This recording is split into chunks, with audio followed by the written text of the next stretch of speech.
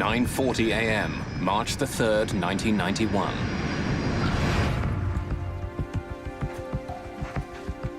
After a short 17-minute trip from Denver, United Airlines Flight 585 is on final approach into Colorado Springs.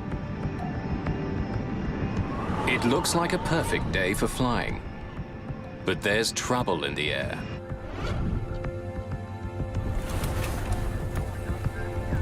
Nice looking day. Hard to believe the skies are unfriendly. There's been heavy turbulence during the flight, and violent gusts of wind are forecast over Colorado Springs. Never driven to Colorado Springs and not gotten sick. At the controls is 52-year-old Captain Harold Green, a pilot with 20 years' experience and a sterling reputation. Green's co-pilot is Patricia Eidson. At 42, she's one of the first female flight officers in United's history. Flight attendants, prepare for landing.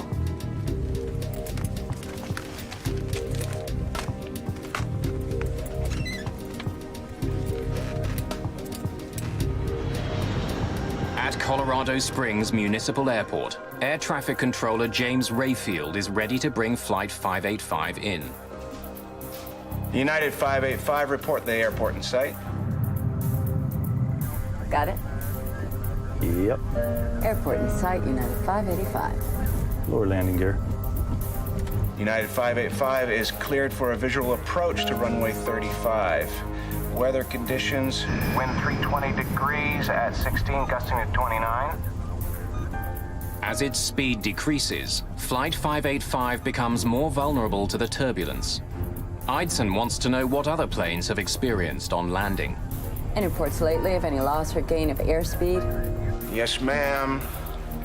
500 feet, a 50-knot loss. At 400 feet, a 50-knot gain. And at 150 feet, a gain of 20 knots.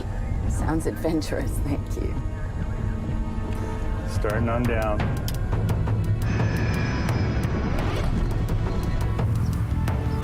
Less than 3 kilometers from the airport, retired policeman Harold Darnell is on his way to a local flea market.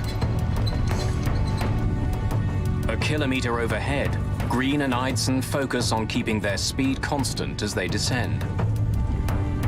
We had a 10-knot change here. Yeah, I know. Awful lot of power to hold that airspeed. As United 585 approaches the runway, Darnell feels something strange. Oh, what the heck was that? Out of nowhere, a powerful gust of wind strikes his vehicle, almost blowing him off the road. Another 10-knot gain. 3 flaps. From the control tower, James Rayfield can now see Flight 585's final approach.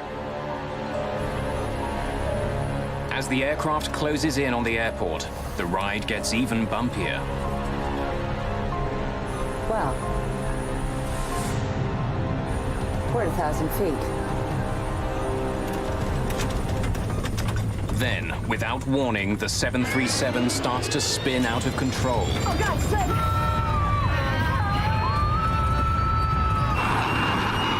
15 flaps! 15! Going up. Oh, my God!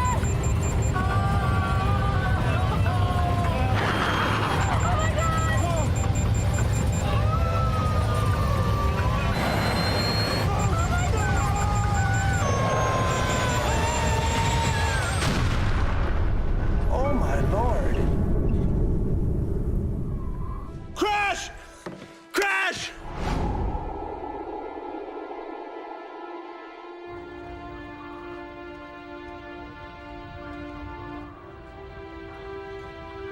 Rescue workers arrive within minutes, but there's almost no sign of the 737. The shattered remains of the 38-ton jet lie buried in a fire-blackened impact crater.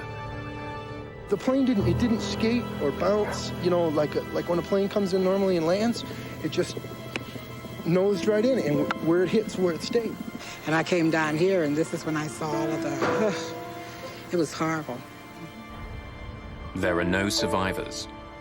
All 20 passengers and 5 crew members are killed instantly by the high-speed impact and exploding jet fuel. In 10 violent seconds, Colorado Springs has become the site of one of the most mysterious air crashes in aviation history.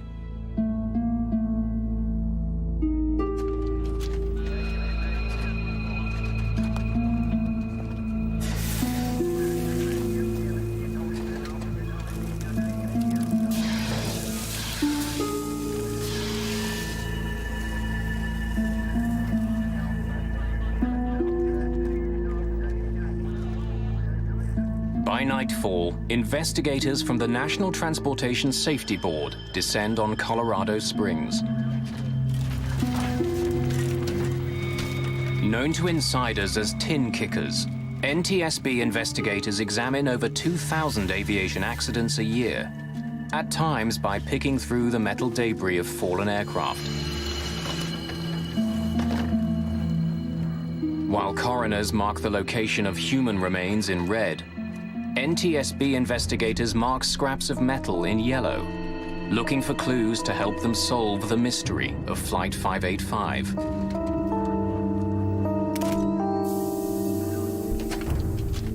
Like investigating a mass murder, it's a tough job walking onto a crash site. Among the investigators assigned to the case is Malcolm Brenner, a specialist in human performance. His job will be to find out if the crash was caused by pilot error. The area was cordoned off by police, and there were Salvation Army trucks. I got a cup of coffee, a cup of hot chocolate or something, and I thanked them for it, and they said, "No, no, thank you." And they had this look in their eyes like, "My God, you have to go into this site." Clues to the fate of United 585 lie mangled in a deep black hole. The fuselage is crushed like an accordion in the impact crater.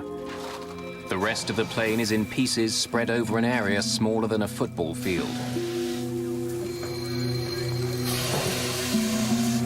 There was a lot of fire damage. There had been a fire afterwards, and it was all contained in a relatively small area, which just initial impression, it can be a sign that the airplane was intact.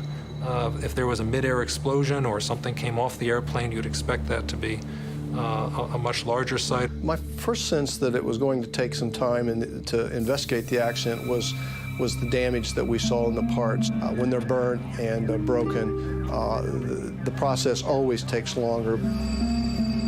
But with their work just beginning, members of the NTSB have no clue that the case of United 585 will become the longest crash investigation in aviation history.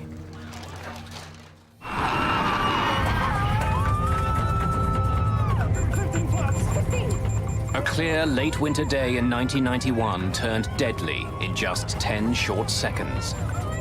Moments from landing in Colorado Springs, United Airlines Flight 585 fell out of the sky at 370 kilometers per hour. Crash! Crash! All 20 passengers and 5 crew members died.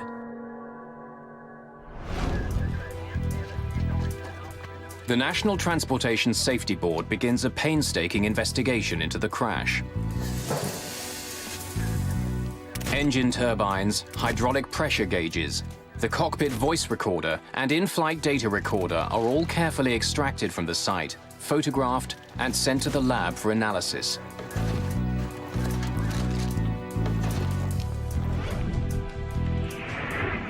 An important first step in the investigation is the analysis of the cockpit voice recorder. With pilot error a factor in 70% of air disasters, Malcolm Brenner's job is to see what role pilots Green and Eidson played in the crash. This crew was, and I felt this at the time, was one of the more impressive crews that I'd ever dealt with. There was a little bit of tension release, a little bit of humor. The captain said, Never driven to Colorado Springs and not gotten sick? The first officer suggested that they add extra speed as a safety margin. The captain agreed with it. It was good interaction. Got it? Yep. Airport in sight, United 585. Lower landing gear. This is a sense of an excellent crew caught randomly, if anything. So again, that was my first impression, is that this would be consistent more with a hardware situation. As more about Flight 585 becomes known, mechanical failure becomes a serious suspect. Just seconds before it crashed, the plane rolled onto its back and spun wildly out of control. Investigators wonder if the sudden motion was caused by the plane losing an engine or a wing. From the state of the aircraft on site, it's clear that it was intact at the time of the crash. What investigators don't know is if the engines were still working at impact.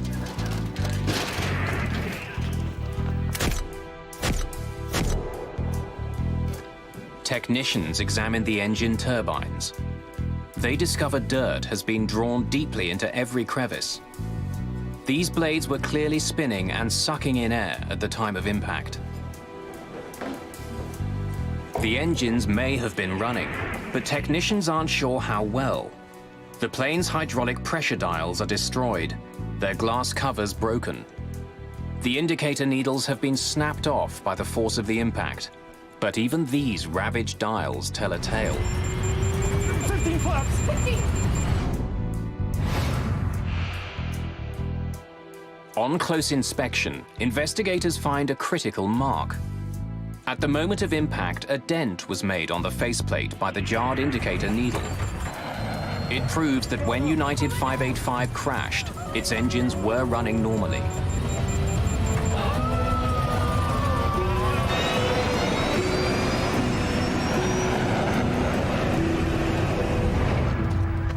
With engine failure ruled out, there seems to be only one other mechanical explanation for why 585 suddenly rolled over and then fell out of the sky. It appears increasingly likely that the plane had suffered a catastrophic problem with its flight controls. Investigators quickly become suspicious of the rudder at the back of the tail. We focused in after eliminating other flight control surfaces that we thought could contribute to the roll. We started looking at the rudder. Bring that up so I can take a look at it. Investigators begin their examination of the rudder on site, but the violence of the crash makes the job extremely difficult. Almost nothing left. Most of the plane's parts are too crushed or burned for testing, but a vital component is still reasonably intact. The Power Control Unit, or PCU. Used constantly during flight, especially during landings, the PCU performs like a car's power steering. When the pilot pushes on a rudder pedal, the PCU uses hydraulic fluid to convert gentle movements of a pilot's foot into the pressure needed to move the 737's enormous rudder. The heart of the PCU is something called the dual servo valve. Shaped like a soda can, it has two slides which glide past one another, directing the flow of pressurized hydraulic fluid that moves the rudder. This servo valve is very unique, that it is, in effect, two valves in one, and that creates a whole range of interactions that don't occur in a more conventional hydraulic valve. When a technician opens the power control unit, chips of metal are found floating in the hydraulic fluid. It's a disturbing find. These particles could cause the servo valve to jam, making it impossible to work the plane's rudder. It's a chilling prospect. Could a microscopic fault bring down a 38-ton jet? It's difficult for Phillips to tell. While more intact than much of the wreck, the PCU and dual servo valve are both damaged. The airplane crashed and burnt in a pretty confined area, and there was a lot of damage to the flight control components and the things we were testing and needed to test and look at.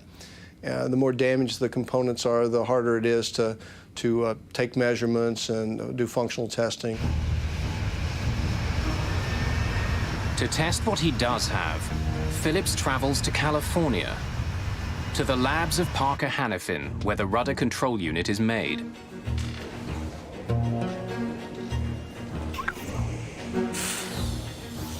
The curious metal chips floating in the PCU's chambers are dismissed. Phillips is told that filters keep them out of the delicate servo valve that directs fluid and moves the rudder. Nothing else is found that could explain any sudden movement of the rudder on Flight 585. We didn't have any absolute indication or information that we could point to that said the rudder power control unit, the servo valve, or any part of that flight control system caused that accident. Phillips still suspects a mechanical problem, but with no conclusive evidence that the PCU or servo valve caused the crash, he's forced to sign off on the tests. It's a pass.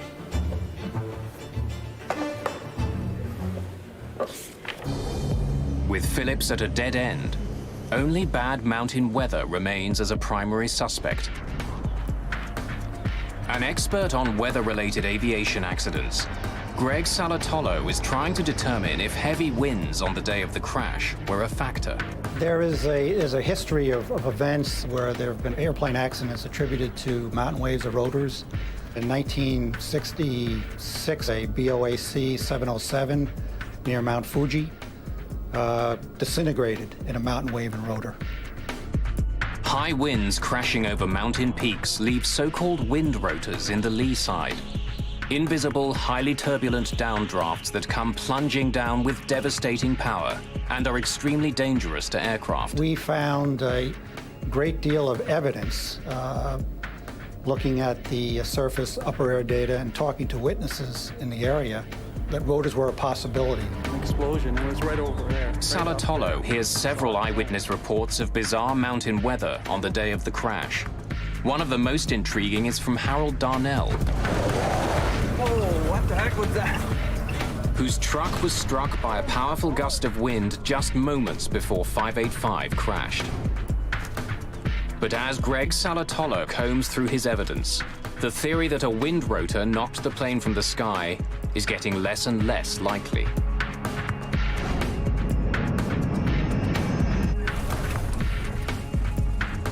Nice looking day. Hard to believe the skies are unfriendly. Wind rotors are areas of extremely low barometric pressure. So if Flight 585 did pass through one, its altimeter reading would have spiked as the plane was blown suddenly upwards. There was no evidence that we saw that on the flight data recorder of 585. What the flight recorder did show was a fast and deadly drop in altitude as the plane fell to Earth.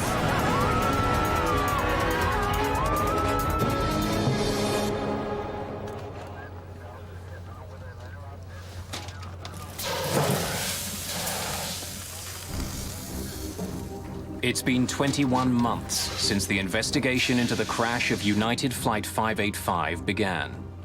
Almost 2 years in which the NTSB has studied the crew, the weather, the rudder, and thousands of other pieces of evidence.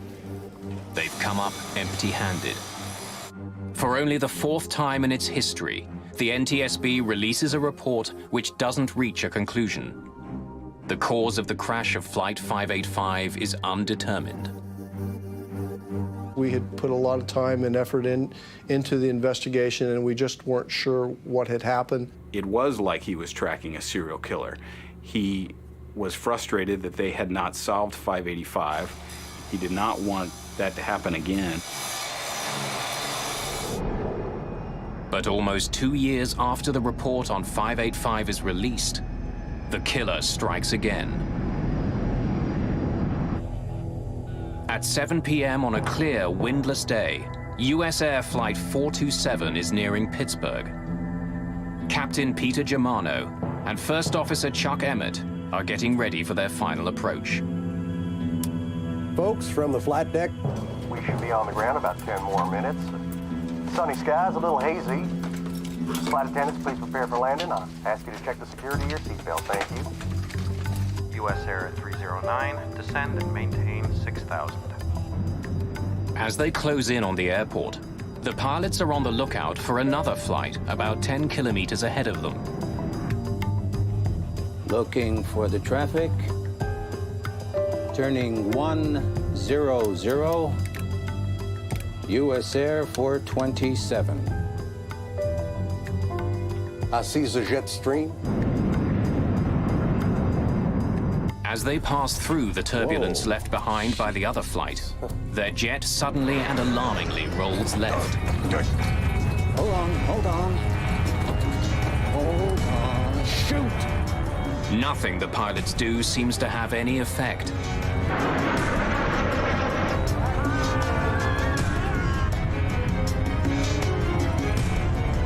What the hell is this? What the? Go!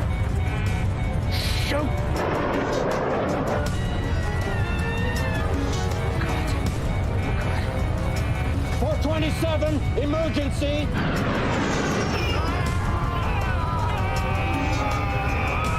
Oh, shoot. Oh! Oh, God! Oh, God, no!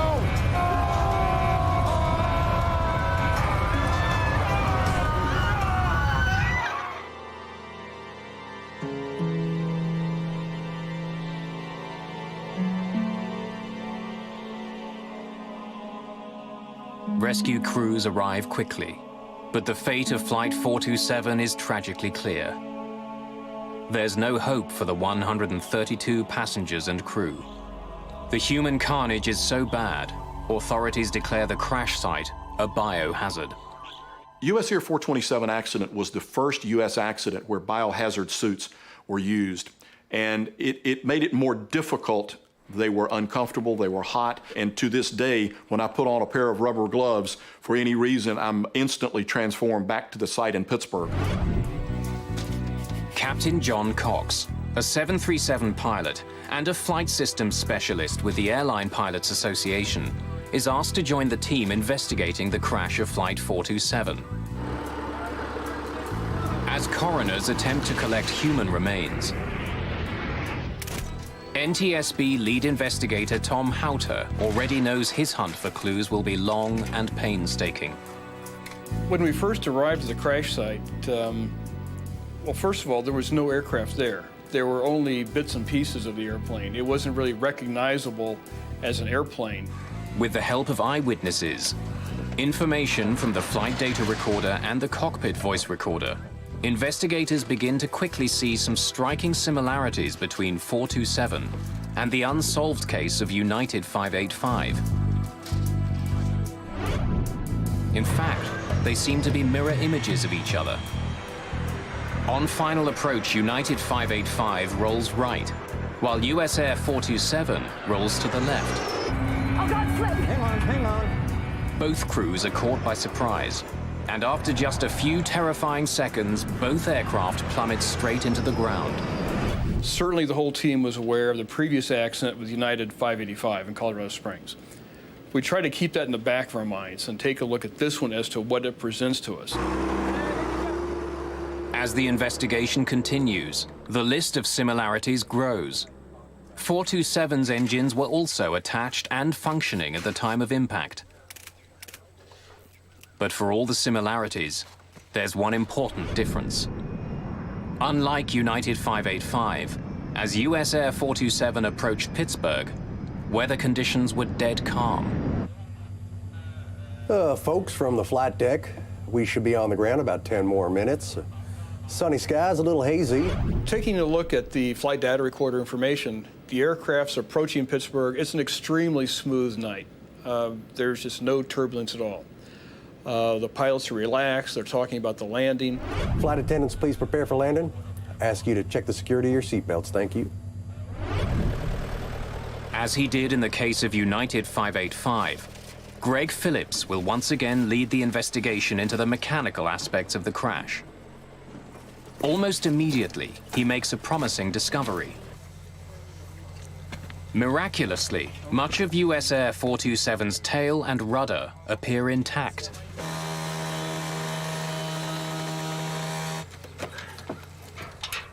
The hydraulic devices inside the tail have also sustained very little damage.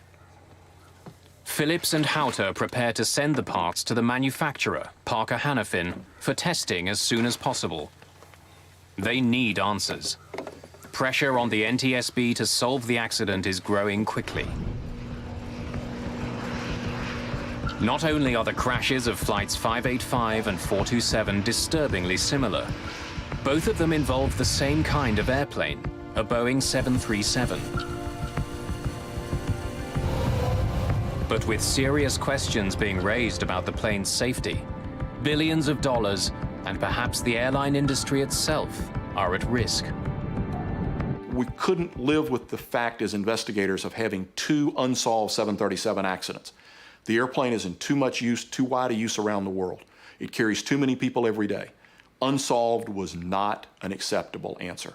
If 427 was an undetermined accident, we could not find the cause of this accident, there was a great chance that if there was a third accident with the 737 fleet under similar circumstances, that the 737 fleet would have been grounded. Careful with it. The investigation into the crash of Flight 427 may be the most important in the history of the NTSB. But it won't be easy. Answers are still years away. In just 3 years, 2 Boeing 737s have crashed in the United States with no survivors. Site United 585. In both cases, the planes were moments from landing. Flight attendants, please prepare for landing. And in both cases, the planes were under full power, but the pilots were unable to control their jets.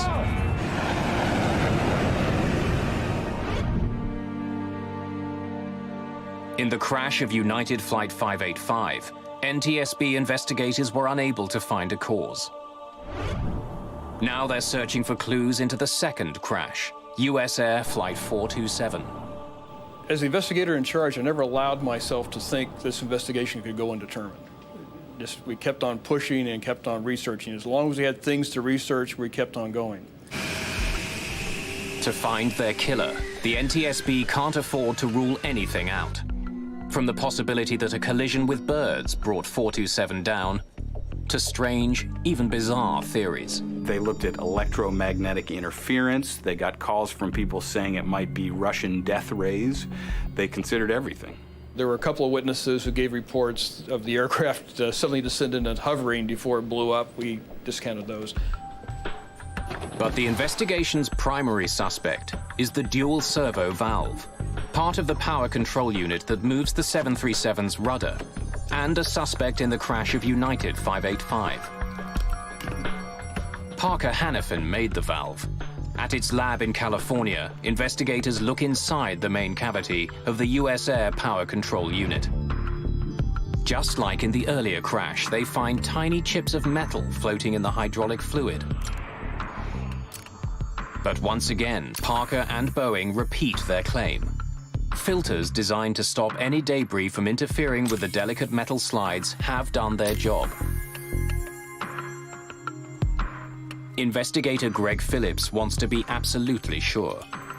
If the chips were blocking the slides, they would have left tiny scratch marks behind where they rubbed against the metal. But Phillips can't find any. Another pass. Okay. Phillips has technicians put the servo valve from Flight 427 through as many tests as he can think of, trying to find a weakness. If he can find one, it could explain why 2 planes were ripped from the sky. But he comes up empty. That unit passed all its operational tests. There wasn't any indication that it had failed, and it operated within the parameters we expected it to. Once again, the investigators are forced to shift their focus back to the pilots. By studying the plane's flight data recorder, investigators know that the jet's rudder was deployed fully to one side, what's called rudder hardover. We were definitely focused on rudder, on hardover rudder, full rudder input for about 20 seconds. It can be caused either by hardware, something unknown in the hardware, or it can be caused by pilot input. First Officer Chuck Emmett, who was flying 427, did indeed step down hard on his rudder and then held it there while the plane plummeted towards the Earth. It raised a grisly question.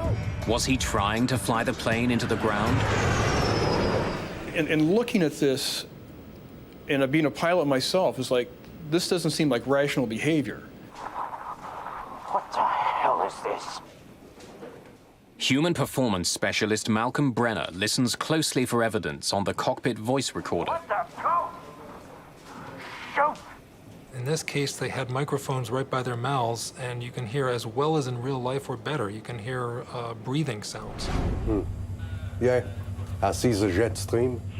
The cockpit recordings indicate that Flight 427's troubles began at the moment it flew through the jet wake of a Delta Airlines 727 that had just passed in front of them. Both pilots are startled by the wake. I see the jet stream.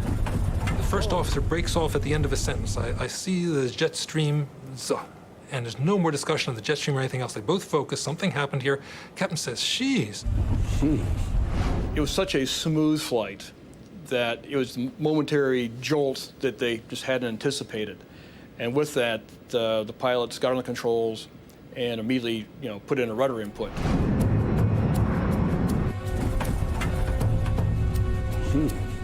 The cockpit recorder even records the thumping sound of the jet stream turbulence as 427 flies through it. As Flight 427 encounters the turbulence, Brenner hears something unusual. First Officer Emmett begins to grunt.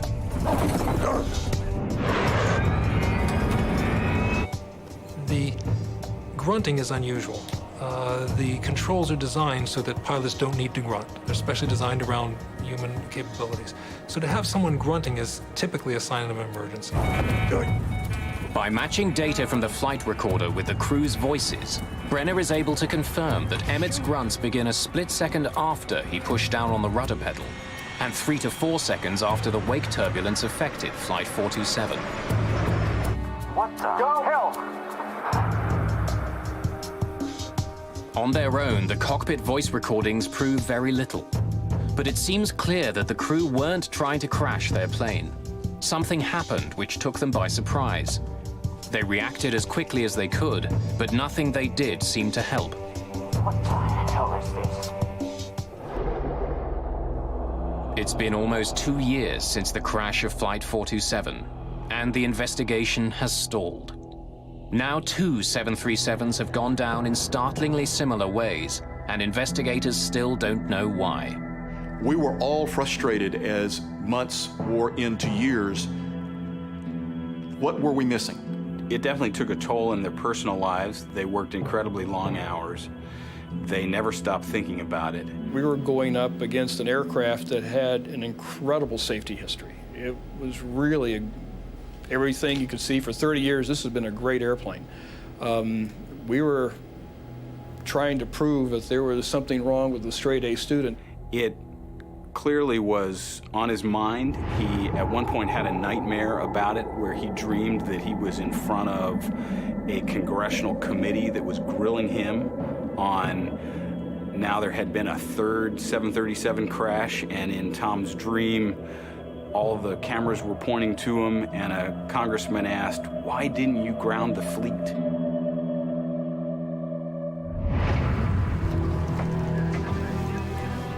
Unsure of where to look next, and with the trail of evidence getting colder, investigators need a break in the case, and fast. East Wing 517, you're clear for landing.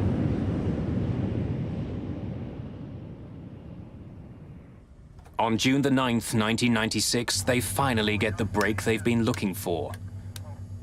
Captain Brian Bishop is on final approach to Richmond, Virginia, when, without warning, his east wind jet rolls sharply to the right.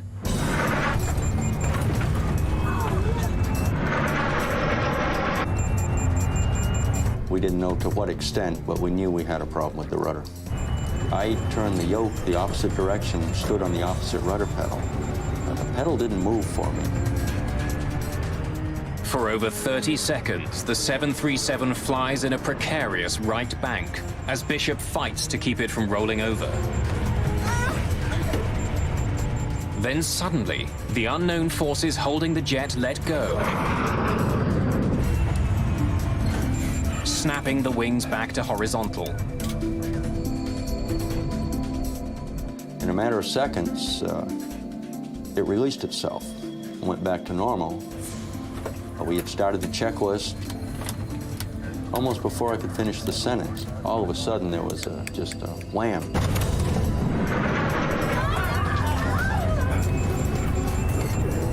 For a second time, the 737 is pushed onto its side. For 30 harrowing seconds, the 737 takes on a life of its own. Then, once again, as quickly as it began, the rollover stops. After the second time, I looked at the first officer and I said, declare an emergency. Tell the controller we have flight control problems.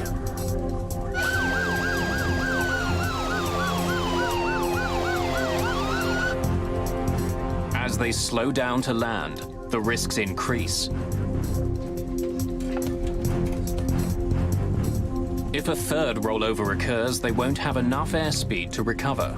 I did at some point tell my first officer to look out the window and find a dark spot. It was nighttime and we were looking to avoid a neighborhood or a populated area. And he very calmly responded that, hey, here's a spot over here.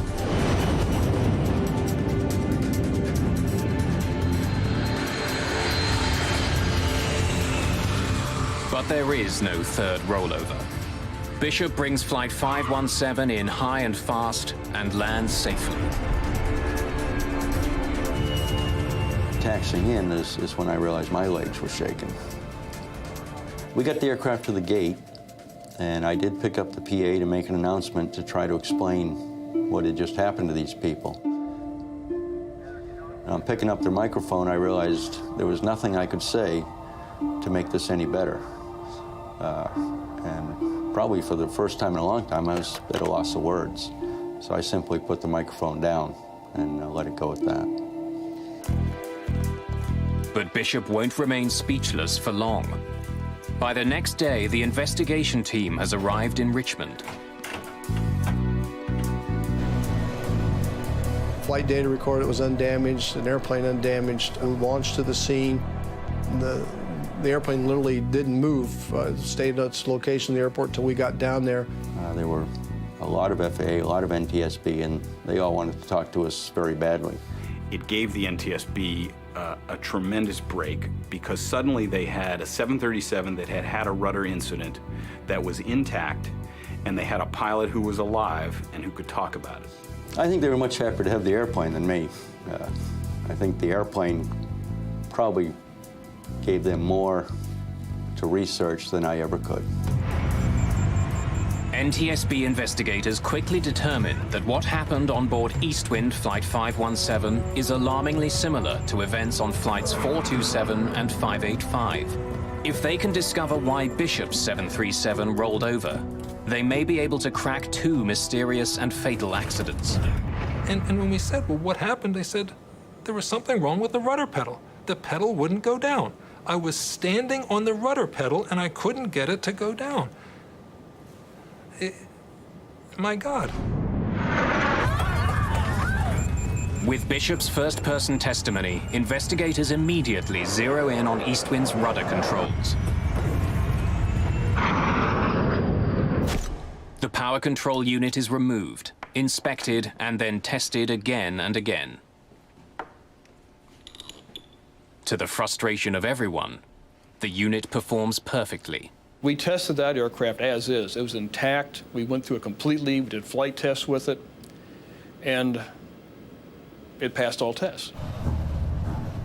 After a 5-year hunt for clues, a third mysterious rudder event on a 737, and a live pilot as a witness, Tom Houter still lacks the evidence he needs to crack his case. He decides to push his chief suspect, Flight 427's rudder controls, a little harder.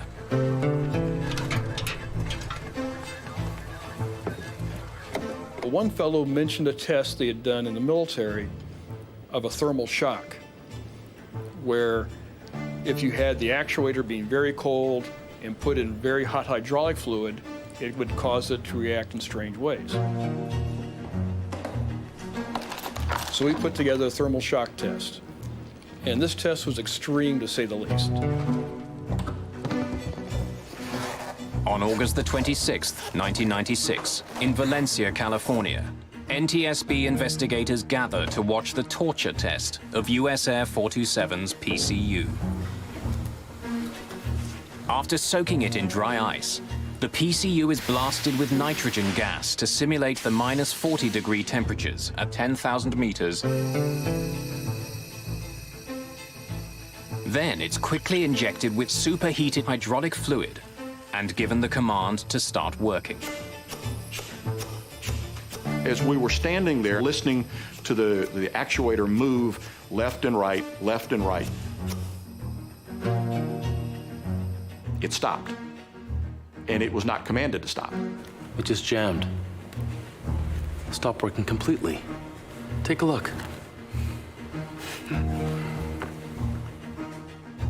Systems investigator Greg Phillips now asks that the valve be taken apart and scanned for scratches. They find none. Look at that. Doesn't leave a trace. It's a crucial breakthrough to solving an almost perfect crime. Not only have they proven that the valve which controls the rudders can jam, no evidence is left behind. Tom Houter and his team have now found that a small hydraulic valve that controls the rudder of the world's most popular commercial jetliner can jam in the right circumstances. It's an ominous discovery, but incredibly, there's another shocking surprise in store for the investigators. October the 15th, 1996. For the last 5 years, the National Transportation Safety Board has been struggling to crack its toughest case. Two completely separate but seemingly linked accidents. The crash of United 585 killed 25 passengers and crew. 3 years later, the US Air Flight 427 disaster took another 132 lives.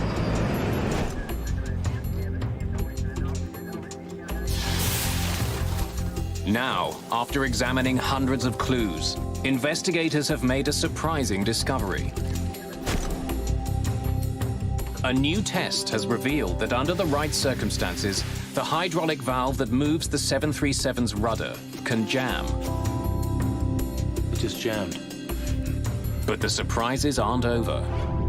The most important breakthrough came when a Boeing engineer, examining the data from that test, discovered some numbers that indicated the valve at that point had actually reversed. Whoa. It's a stunning revelation. Not only can the servo valve jam, but it can then function in reverse. It means that any time a pilot tries to correct a rollover by pushing on the rudder might turn in the opposite direction, causing a fatal accident. And the reversal is like driving your car. You turn to the right, it goes left. You're not going to figure out this failure mode until you go off the road. And in these cases, that's the pilots were faced with, something so unusual that they didn't understand what was happening. What the hell is this? They had evidence now that the valve was unique, that the valve not only could jam, but would reverse. 427, emergency! That would explain why the first officer, Chuck Emmett, would keep his foot on the rudder pedal, because he's thinking, why isn't the plane going right? And he's feeling the plane go to the left. To the very end, Chuck Emmett pushes hard, hoping his rudder will help him pull out of his deadly spiral. Tragically, he has no way of knowing that he's steering the aircraft straight into the ground. Ever driven to Colorado Springs and not gotten sick?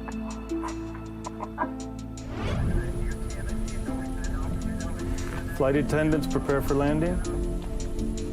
Satisfied that they've determined the cause of the crash of US Air 427, the NTSB turns its attention to the unsolved case of United 585. Another 10-knot gain. Going back to Colorado Springs, you could follow a progression of what the captain was doing. He's close to the ground, and suddenly, under rudder reversal, he puts in a little bit of pedal. The pedal violently pushes his leg back. Oh, God! Slip! 15 flap! 15! Rudder reversal certainly fits what I know about this crew and how it fits. We were able to show the failure mode. It matched the flight data recorder from each aircraft. It fit like a glove.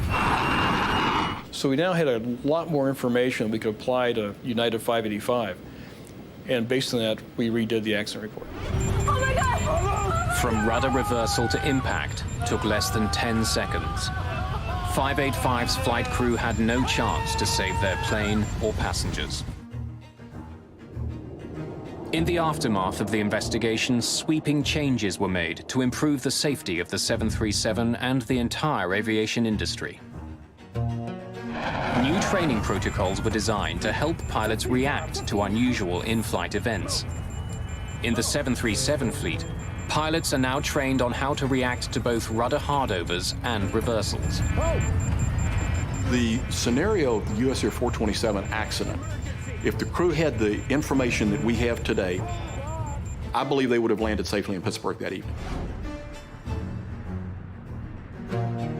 The FAA also directed Boeing to redesign the rudder's dual servo valve to eliminate the potential for reversal. Boeing spent hundreds of millions of dollars to replace the valves on thousands of 737s around the world. One thing we don't like at the safety board is to have an undetermined accident, because then we can't make a change to improve safety. So out of US Air 427, United 585, we have a much safer 737 fleet.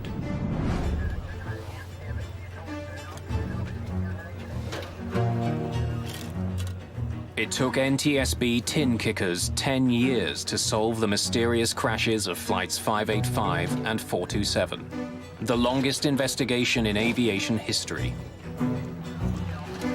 There are still some people in aviation who don't think the NTSB got it right. But I became convinced after talking to many, many, many people, pilots, engineers, people at Boeing, and spending a lot of time with the investigators, that they did get it right.